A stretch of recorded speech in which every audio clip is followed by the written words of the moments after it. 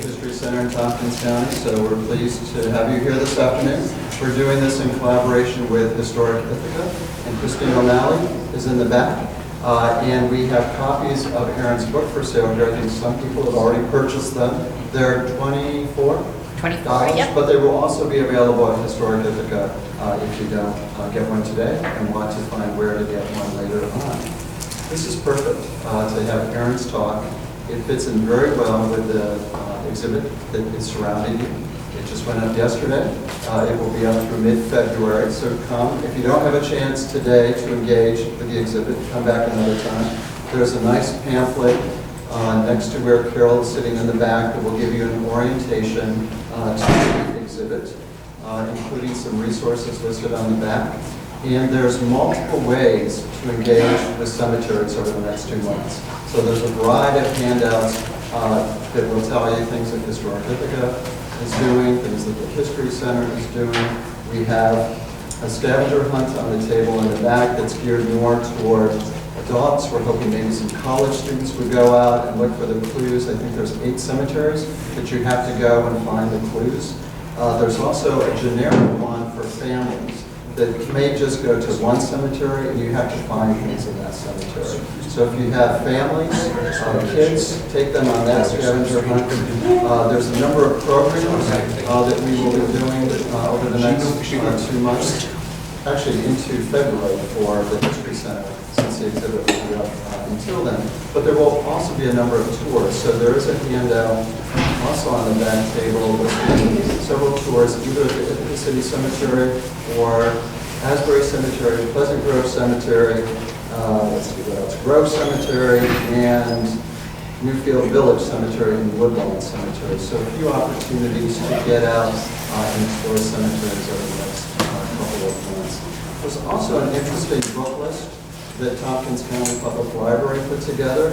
One is more sort of in the genre of cemeteries and hauntings, and the other is more cemeteries, ghosts, and people with finger list. So there's 2 lists of books to encourage you to delve into both fiction and nonfiction cemetery related, and of course this wonderful book, which we're going to hear more about today. So Aaron is a professor in history at Cornell University. This book came out, when? 3 years ago, 2 years ago? 2.5 years ago. And I know you've given a number of presentations. My guess is every time somebody asks you a different question that you think about, oh, how do I weave that into the presentation? So I hope there's some good questions today. So thank you very much for being with us this afternoon.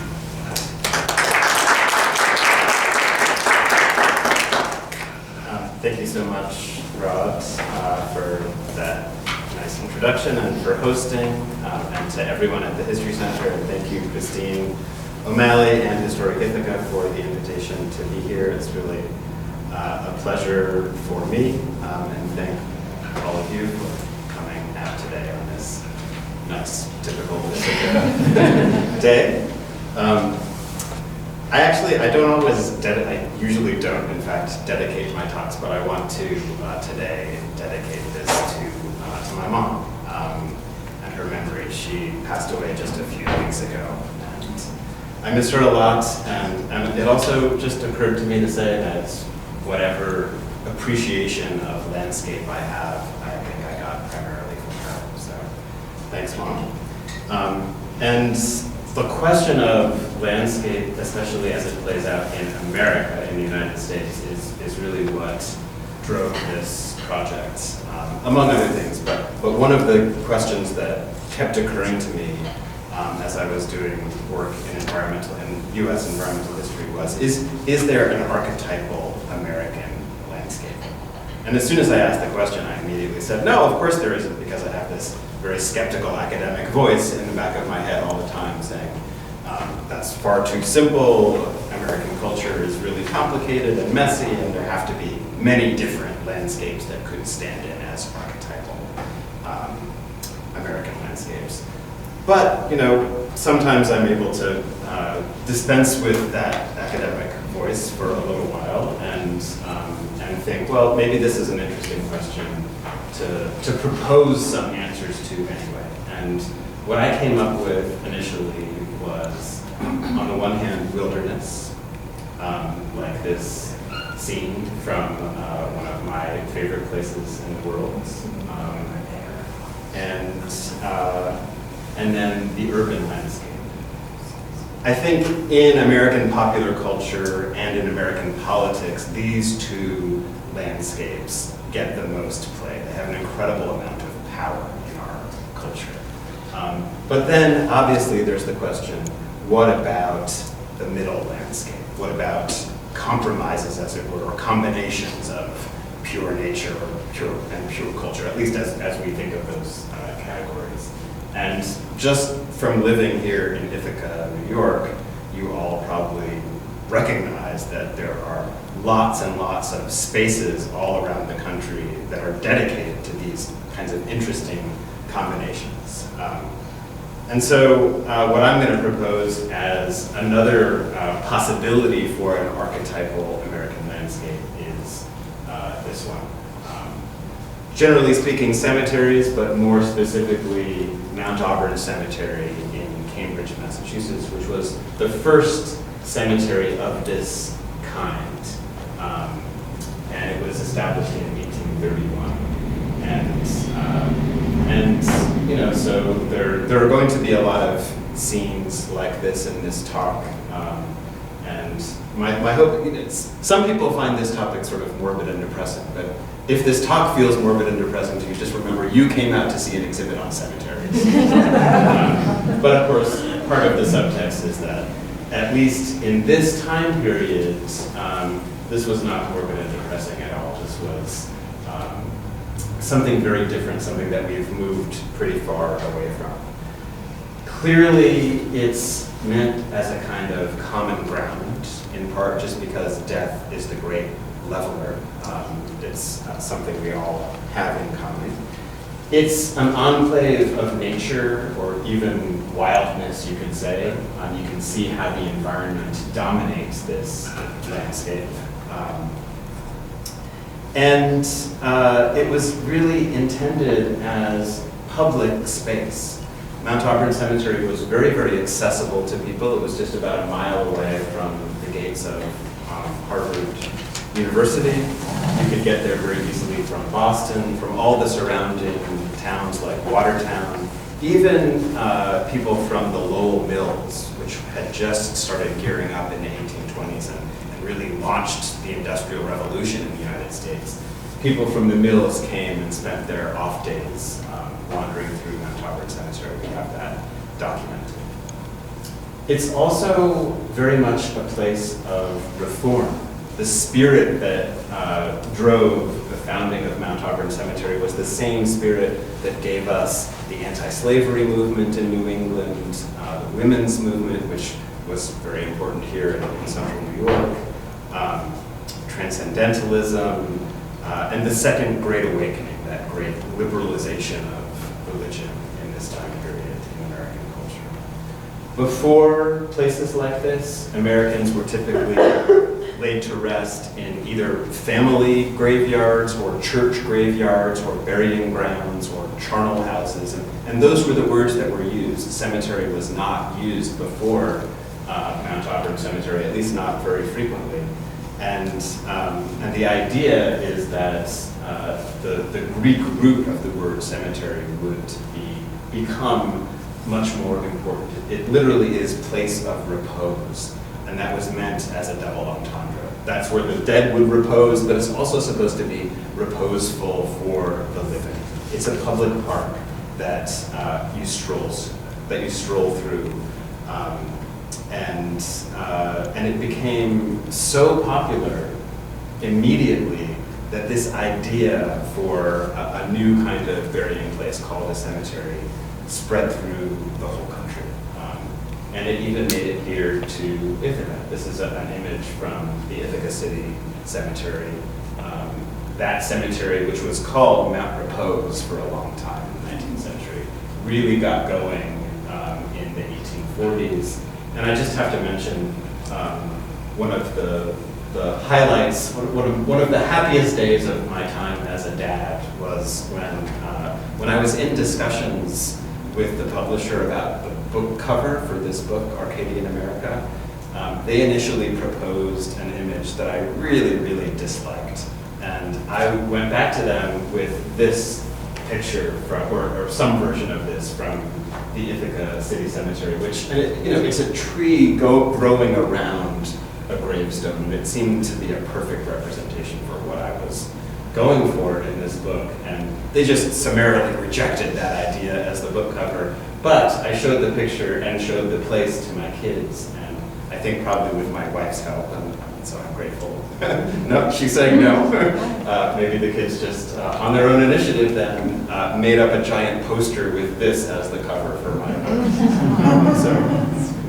And the one that we wound up with is fine, but the one that kids made is even better. The design idea for Mount Auburn Cemetery was explicitly romantic and picturesque, but even more important than that, it suggests a kind of integration with the land. The pathways are explicitly designed to conform to the topography of the place, and they use that language over and over again of conforming to nature, rather than just making nature adapt to whatever we wanted it to do, which was what was happening in the cities, where people were laying down grids, and the whole idea was to get from point A to point B as efficiently as possible. Here was a place where you were actually supposed to get absorbed into the landscape, wander around, get lost. And this design was adopted for a number of the earliest suburbs around the nation, like this one. And there's always, in these very early 19th century suburbs, there's a real emphasis on common space. And you can see the curvilinear pathways that are similar to Mount Auburn. Ultimately, I've come to think of this whole time period, the antebellum period, as being dominated by this kind of pastoral aesthetic, or you can call it Arcadian, in the sense that is captured wonderfully in this painting from the 17th century.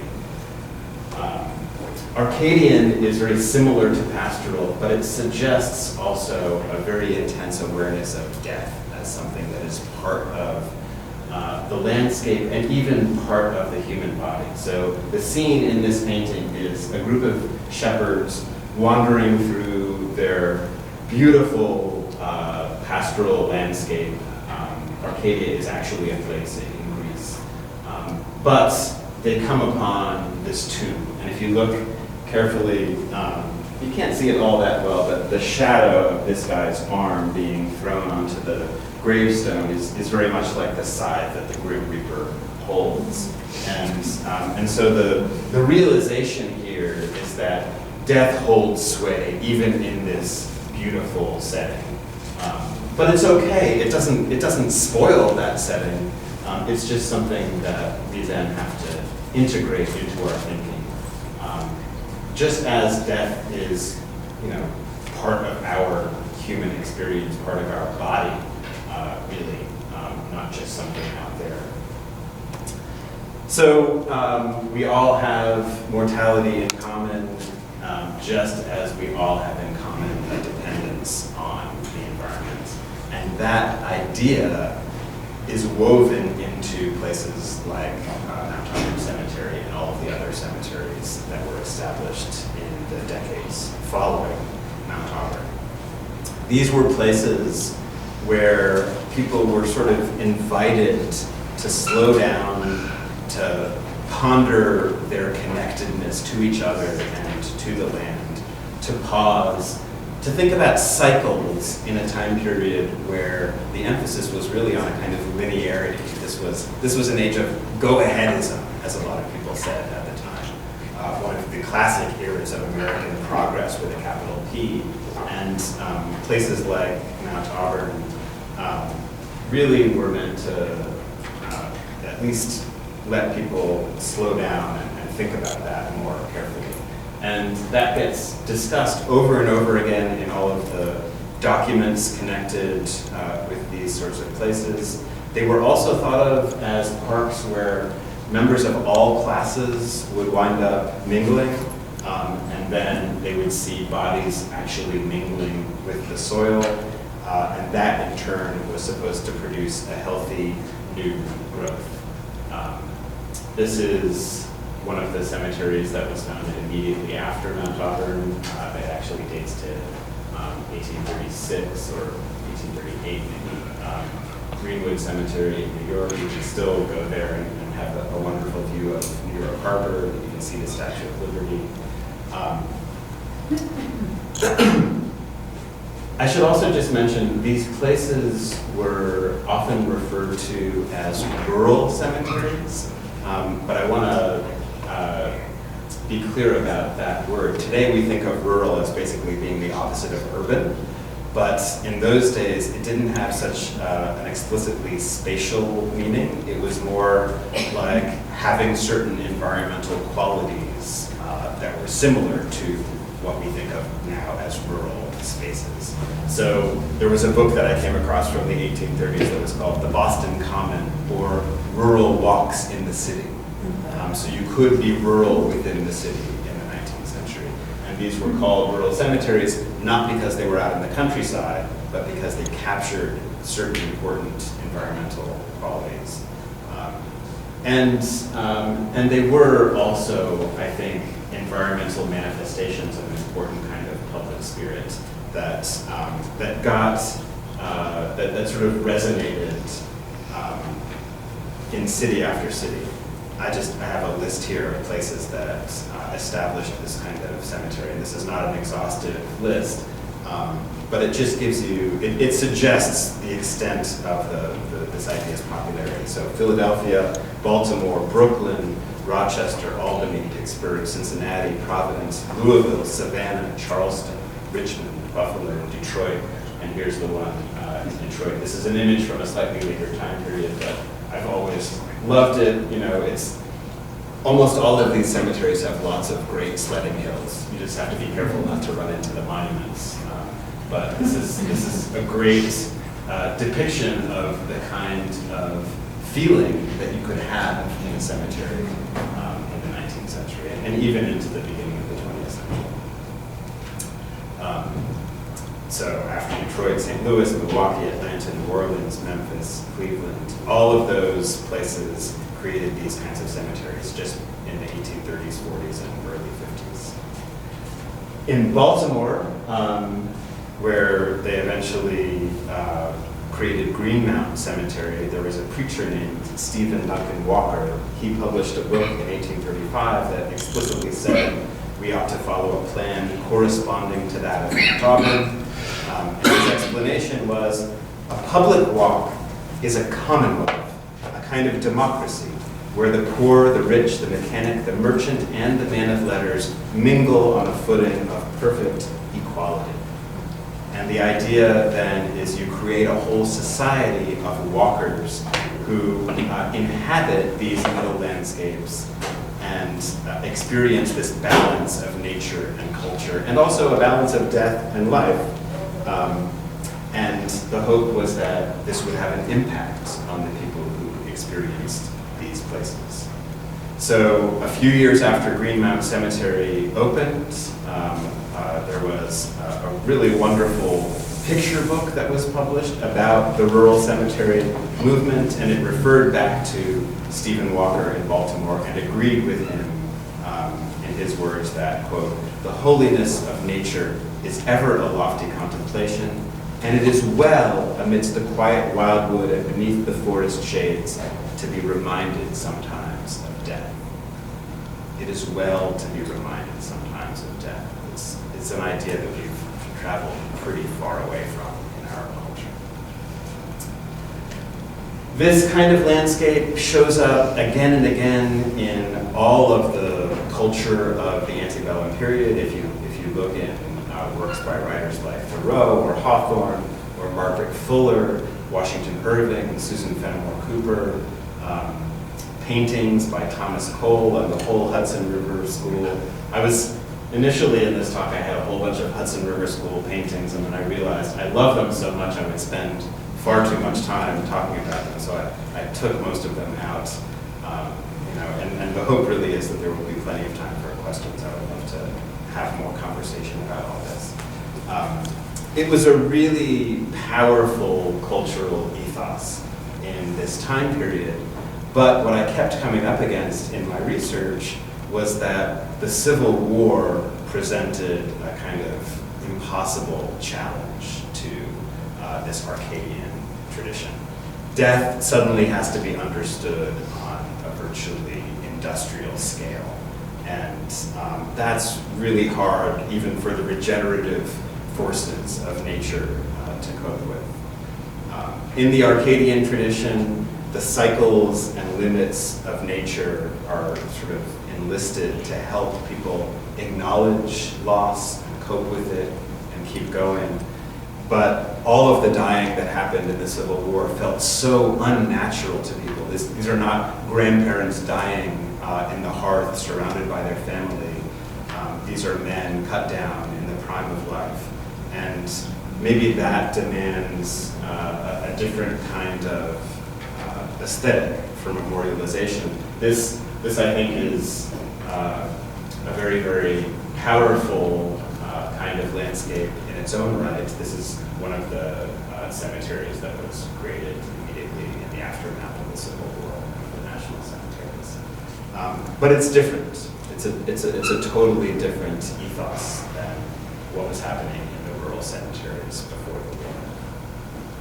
You can also see a shift occurring in the art of the 1860s and 70s. By far, the most famous painter in 1860s America was Albert Bierstadt, and he went west and created these really magnificent, wonderful landscapes with a kind of hallelujah chorus of light happening here. This is the light of affirmation in a lot of ways, and it's here too.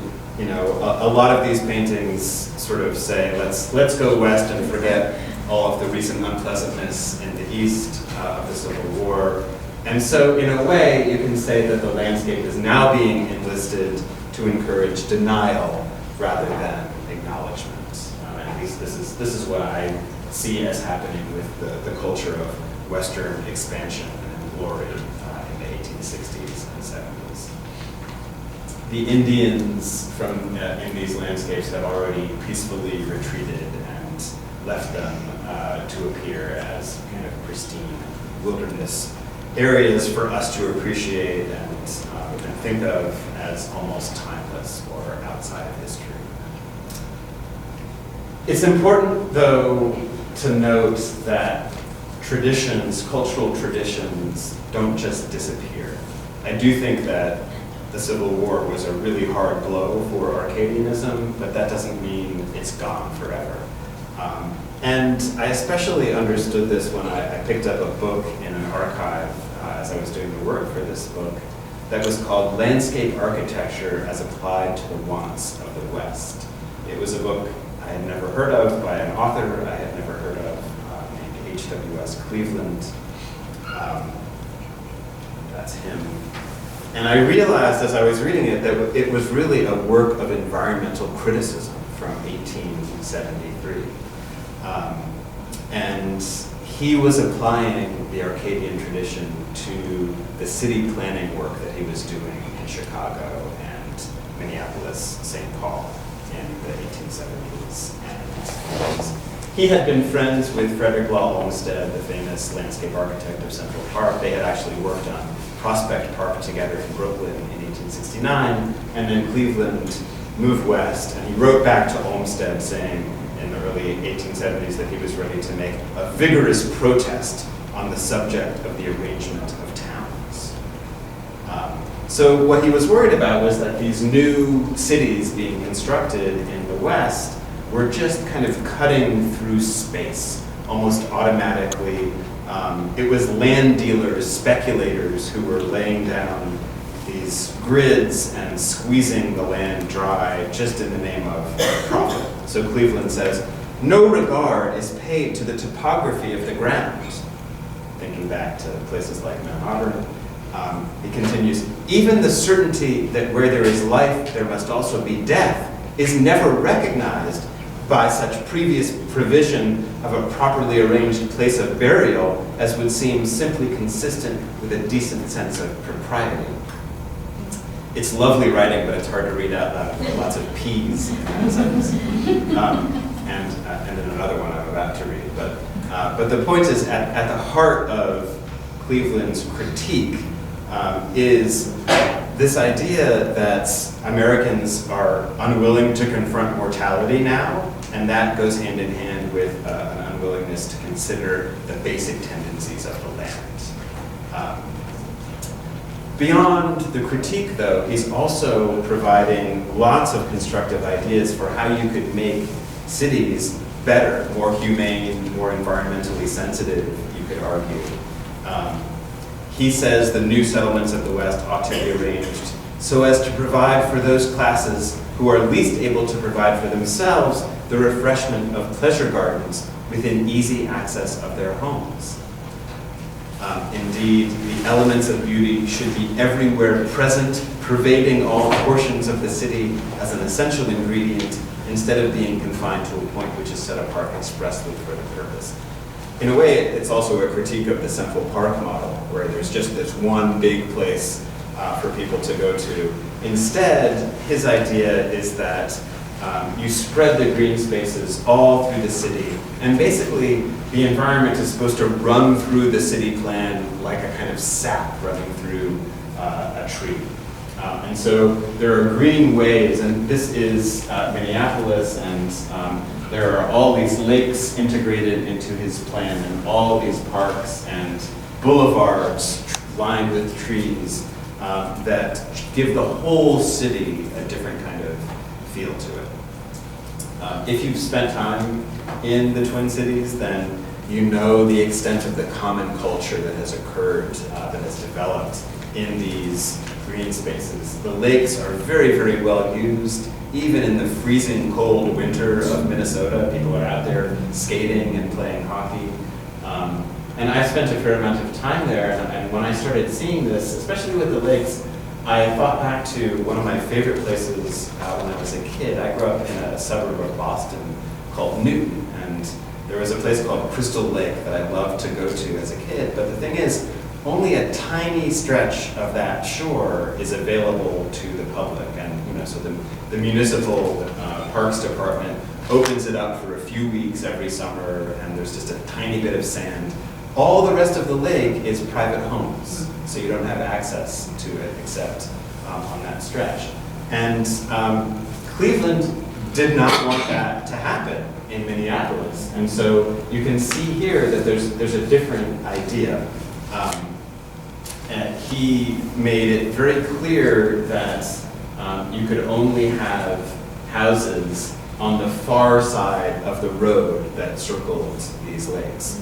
So everything between that far side of the road and the lake was clearly meant to be common public space for anybody to use and sit and go fishing if you wanted to. The way he put it was that the city had to be careful to, quote, reserve for public use every foot of land between the avenue and the water. I think Minneapolis and St. Paul were just incredibly lucky to have somebody like this thinking through these problems at a very early point in their development. We have a lot to be grateful here for in Ithaca, but I'm still kind of sad that there's a big highway running between most of the town and the lakefronts. It would feel different if that highway were not there or had been done differently.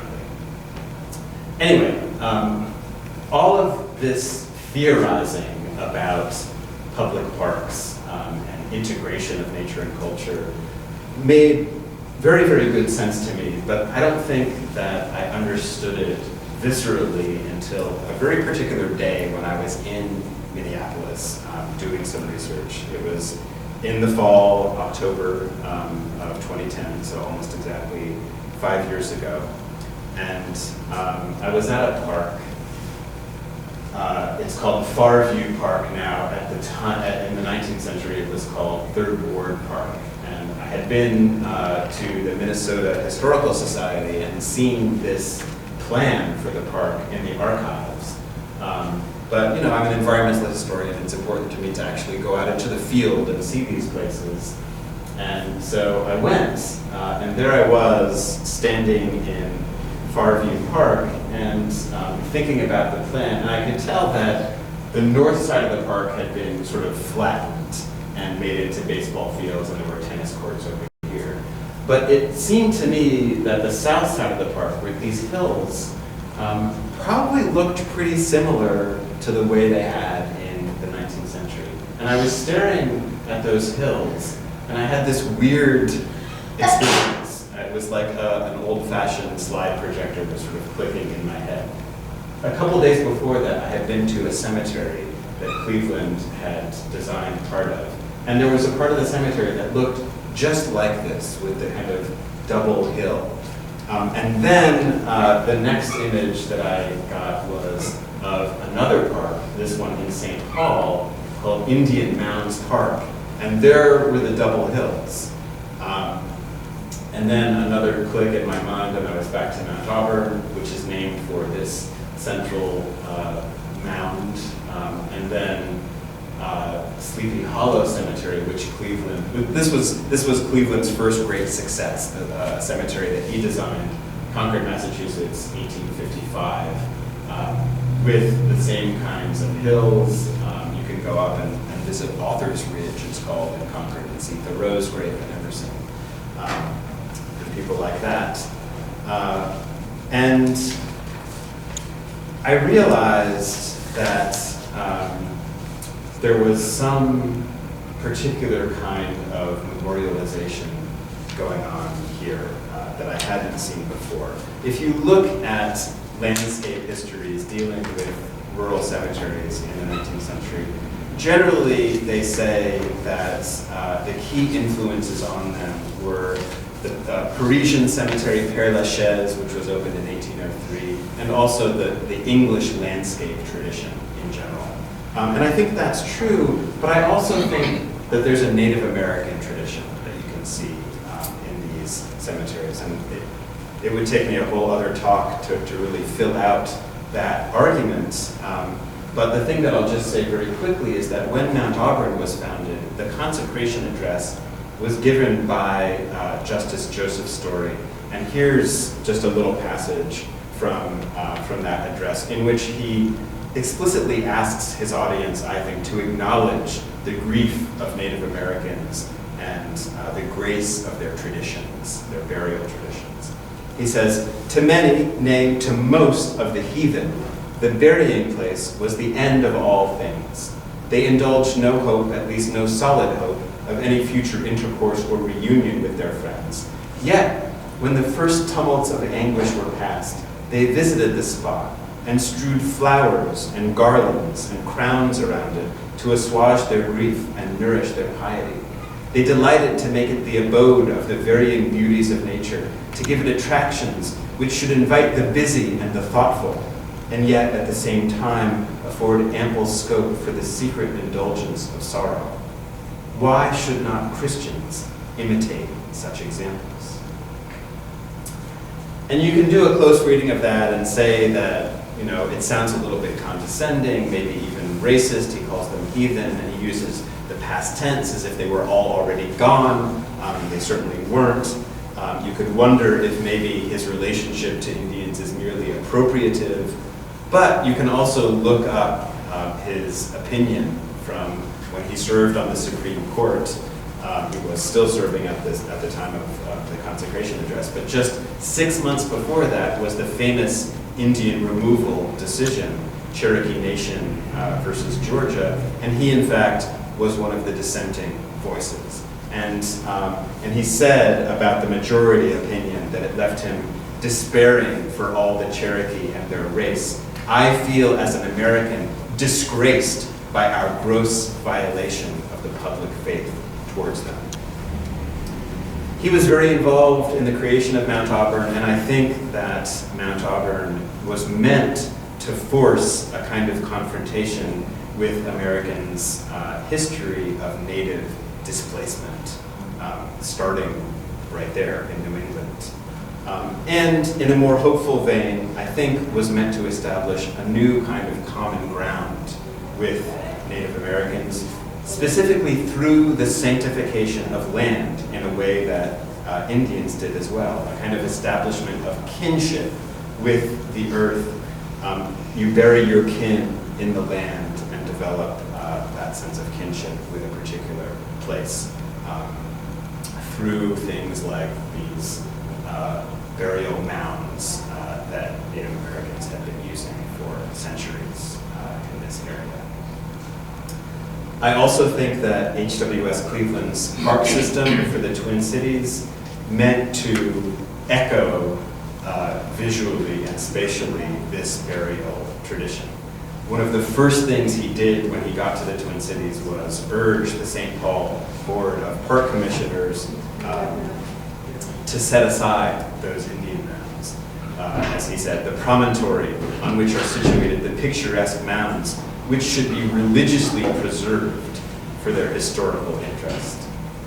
And in fact, many of these Indian mounds existed at urban sites around the country, but they were almost always demolished in the 19th century. St. Louis is a particularly egregious example of this. But they were preserved in St. Paul, and they're literally 2 miles from the Capitol building. You can just walk along the ravine of the Mississippi River and get to this little Indian Mounds Park on the border of a quiet residential neighborhood. I think it really matters that those mounds were preserved. I think it also matters that Cleveland tried to echo them in the parks and the cemeteries of St. Paul and Minneapolis. I can't say for sure if the residents of those cities noticed the echoing or paid attention. It's very hard to get at perceptions like that. I did try in my research. But commemoration is always imprecise. As historians like to say, time changes everything. There are no parks named for H.W.S. Cleveland. When I went to find his grave at Lakewood Cemetery, which he helped to design in Minneapolis, a beautiful, beautiful cemetery, I was very cheery. I told the people at the desk that I was here to work on H.W.S. Cleveland, and they said, "Who's he?" So Minneapolis and St. Paul residents are typically very, very proud of the park system, but they don't know its history. They don't know where it came from. The thing is, when you try to inscribe ideas into public space, you never know how they might travel, how they might ultimately be remembered later. So during that trip to the Twin Cities in 2010, when I had this sort of epiphany about what was going on with the landscape and the Indian mounds, I was talking to a friend about it, and she said, you want to go down to the new Guthrie Theater in downtown Minneapolis and check out the park that they just created right next to the Guthrie Theater. It's called Gold Medal Park, which is named for the Gold Medal Flour Company, which is now General Mills, because the park is right near St. Anthony Falls, which was where the original Gold Medal flour mill was on the Mississippi River. So, on the surface, this could be a classic American commemoration of a gigantic Fortune 500 company which now produces Yoplait yogurt and Lucky Charms cereal. But I also think it's something more than that. I wound up looking through the news reports for when this park was created, and in fact, the landscape architects who built this park were very clear about letting people know, this was in 2007, that they were, quote, inspired by the Dakota Indians' burial mounds found throughout Minnesota. And they wanted to create a public place that would recall the intentions of the city founders and planners, those who had the foresight to set aside open space for the chain of lakes and the grand rounds, and as a result created some of the most revered and enjoyable places in Minneapolis and the metropolitan region. So that's what the landscape architects said, and I do think the places that they were referring to are wonderful, enjoyable places. I also think they are a bit unsettling. or at least they should be. When nature and history are right there in your backyard, and when your everyday life brings you into contact with ancient monuments and aging trees and sometimes even animals staring back at you, hopefully there are times when you feel inspired by that. You might also feel humbled by it, and I think that's a really potent combination, especially in a cemetery as you shift between a kind of joy and a kind of grief. Your imagination might get activated. You might get shaken out of some of your mental ruts. So maybe I would just suggest, after you've eaten your Lucky Charms tomorrow morning and before you go down and explore Applefest, take a walk out to the Ithaca City Cemetery and say hello to the woodchucks before they go into hibernation for the season. Thanks. I'd be happy to take any questions or comments.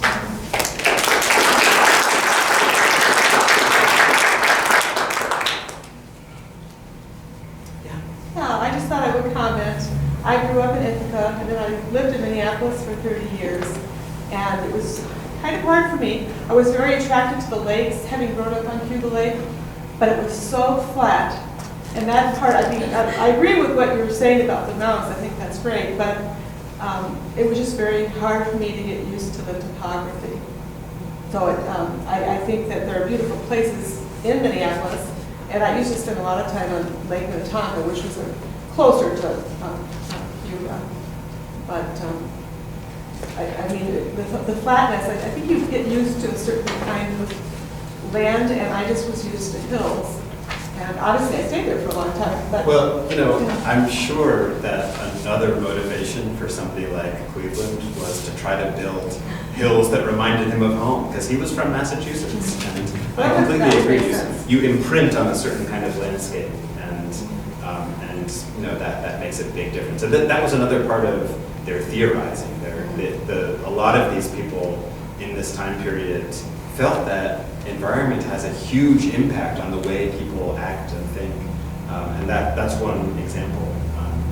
You know, I read all of the letters that he wrote that I could find, and he's very, you know, he's very in touch with his emotions, and he talks a lot about how much he missed the landscape of New England, and he did go back there sometimes, and even after he had settled in Minneapolis, and designed some things in the 1870s and 80s in New England.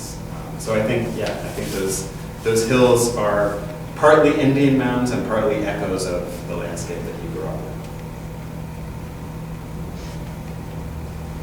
in. Yeah. We're from Denver, Colorado.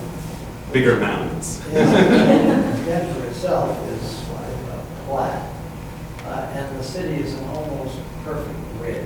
It goes on for miles and miles, north, south, and east, west. But at some point, someone designed two very large cemeteries, east and west, that interrupt the grid. Mm-hmm. Now, those have been copied from places like Minneapolis because they are Arcadian in style. Yeah. And they do break the grid. Yeah, definitely those cemeteries were in this same tradition. They came a little bit later. Yeah. I'm sure you know that the history of Denver has a really interesting history. It was almost an instant city that just sprouted up. And the Indians were driven out. Yep. Native Americans. And because of the timing, it was those cemeteries they came a bit later than the sort of main cemeteries that sort of created the trend in the 1840s and 50s. And the problem often with cities like Denver and many of the other cities is that they had done so much with that grid that it was kind of hard to get space to interrupt it in any way. So, so they wind up, places like those cemeteries in Denver wind up being kind of out of town, out of the center. Way down. Yeah,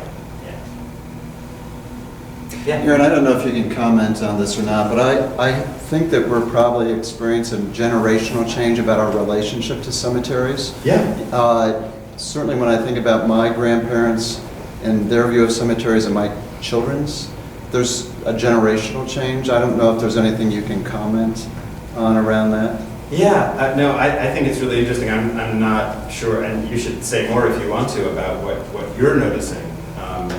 But I do think, that the part of this book project is attempting to show a shift toward more of a culture of denial surrounding death and surrounding our dependence on the environment and natural resources. And I think most of the 20th century was really characterized by this culture of denial. But in the past couple of decades, especially with something like the hospice movement, now you've got the green cemetery movement that has started. There have been tons and tons of memoirs of death and grieving and mourning that have been published in the past decade. I do think there's more of a cultural discussion happening now about death. And I know one person in the audience could say even more about this. But that is my impression. I still think, for the most part, we're in a culture of denial. But maybe some things are, in fact, changing. And part of it for me is where we go to remember our loved ones. So I have a feeling that there's a younger generation who doesn't feel they need to go to a specific spot, especially as we know more and more people are choosing to be cremated. And we probably all know folks who have chosen to just have their ashes spread in a variety of spots that might have had meaning to them. So it's different. It's not that there might be one spot to go to and remember someone. Yeah, and I guess my concern about that is that at least in this cultural history that I've been exploring, that place, that groundedness, was really, really important and helpful to people. And there's a sense in which culture was being inscribed in the land and really integrated with the land, and that has certain kinds of implications that could be very positive. We live in a much more mobile and fluid time now, and so people don't have that attachment to specific places as often. It's not that they don't exist, but it's less frequent.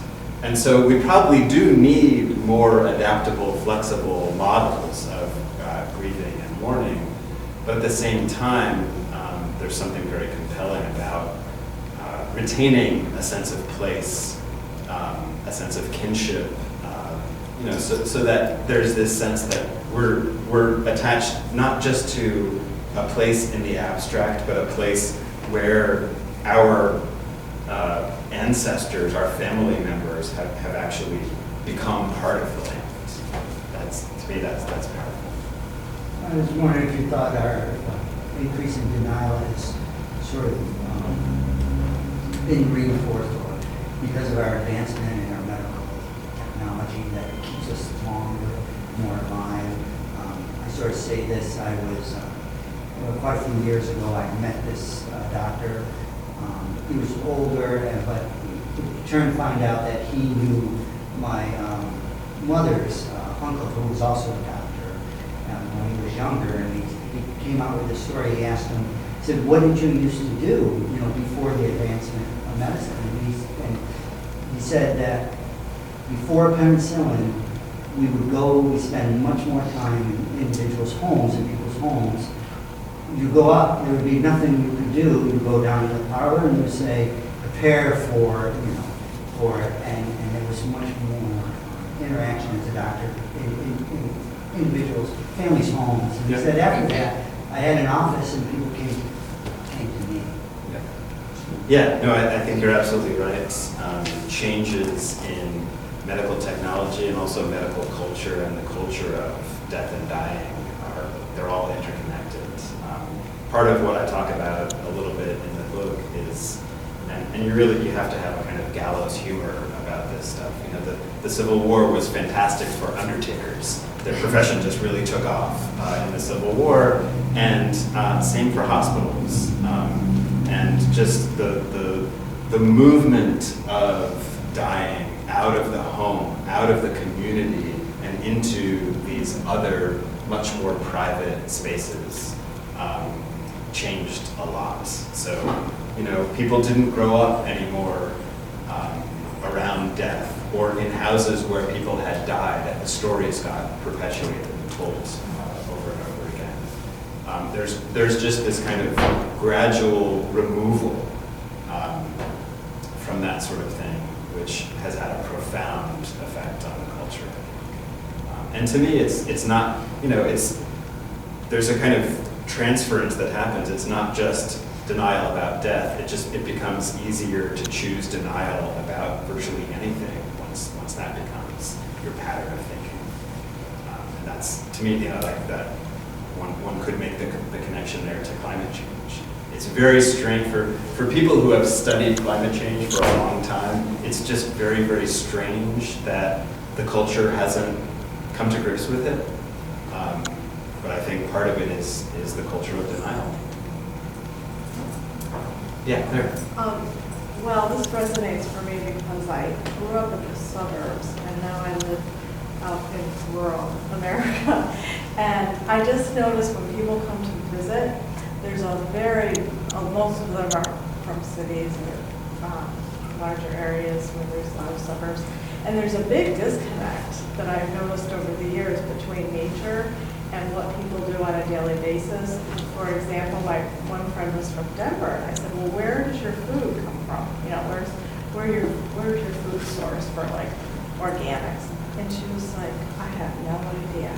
And she could have cared less, you know, where it was.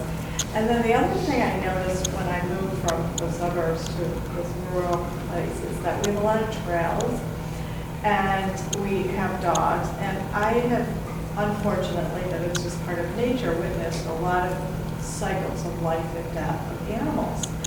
And when you're faced with it, you know, and it's right up in your face, it becomes it's so much more real. And I don't know, the whole thing was, your talk resonates with me about that disconnect, and how different it is when people are just growing up in a suburban landscape or a city landscape, and they don't see things on a day-to-day basis, or they don't even go to a farm and see where it is. It's very interesting. No, that's a great point, and part of what I was trying to do with this project is to take that point that you're making about spatial orientation. You know, people have different experiences with nature depending on where they live, and add the temporal element and say, you know, it was really in the late 19th century when that started to change. Because before that, everybody knew where their food came from, because they usually had a part in creating the food. But as the culture got more and more industrial, more and more urban, people gradually lost touch with that. They no longer made their own clothes. A lot of them no longer were involved in shaping their immediate environments. There was just this distancing, the same kind of distancing that happened with death and dying. And that, again, has a profound impact on just the way that we think about the world and what we all depend on.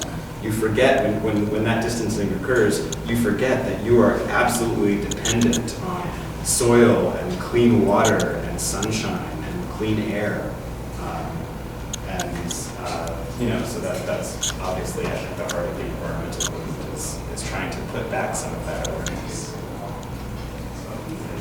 To return to the idea of the environment, and it was fascinating to see the history of cemeteries being made for the public to use.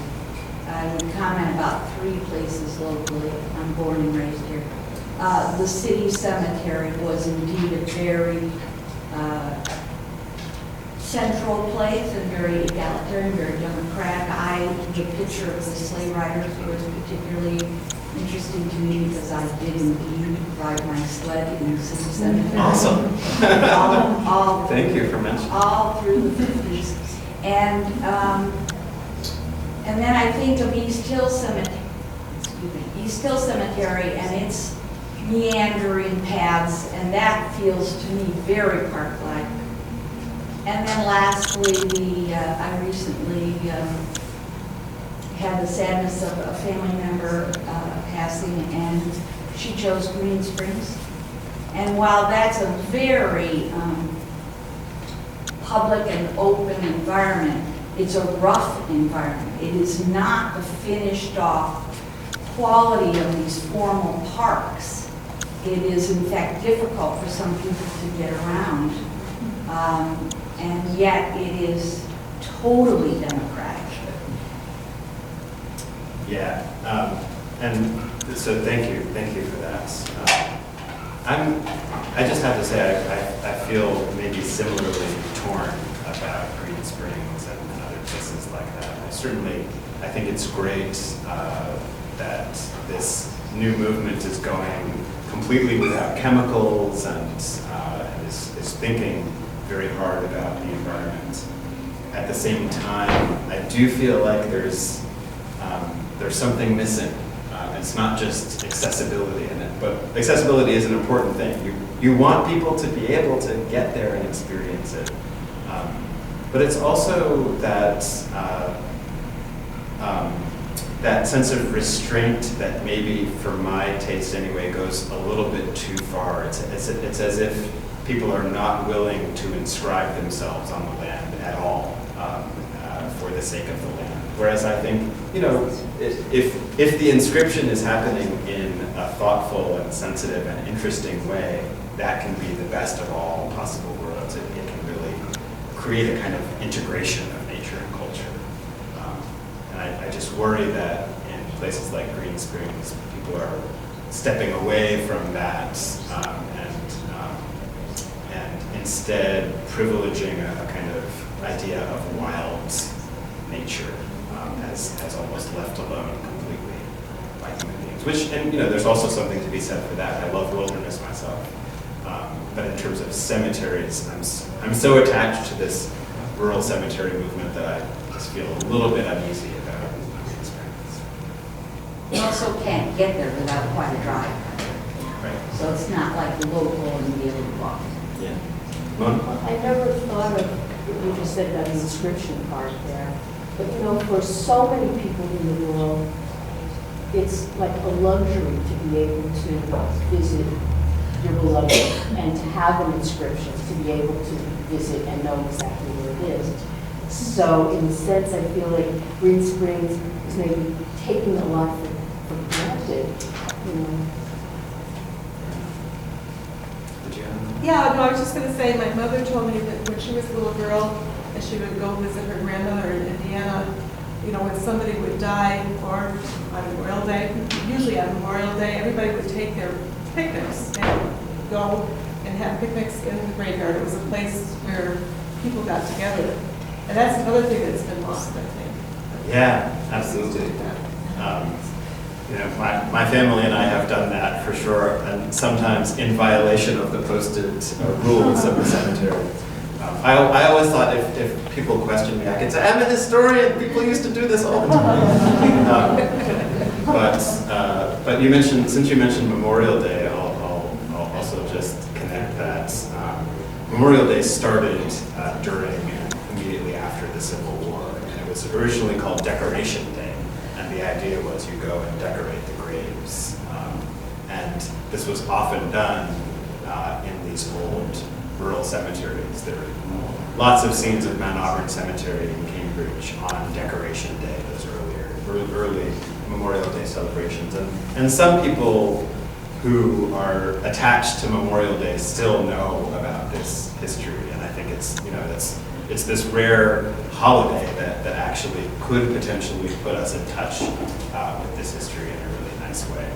But of course, most people don't know that Memorial Day goes all the way back to the Civil War and this really important moment in landscape history. Well, I think Aaron's probably willing to stay if you didn't get a question asked, but we'll break up. Yeah, I don't know if I called attention to this overview of the current exhibit. And one of the sites that we mentioned, if you go to it, it references the cemeteries in the county. Any guesses how many it lists? in Tompkins County, It lists 200 cemeteries. So listed by municipality. We know that it probably doesn't list every cemetery, but it's pretty amazing. So go to this website and take a look. We hope that you'll support both Historic Ithaca and the History Center.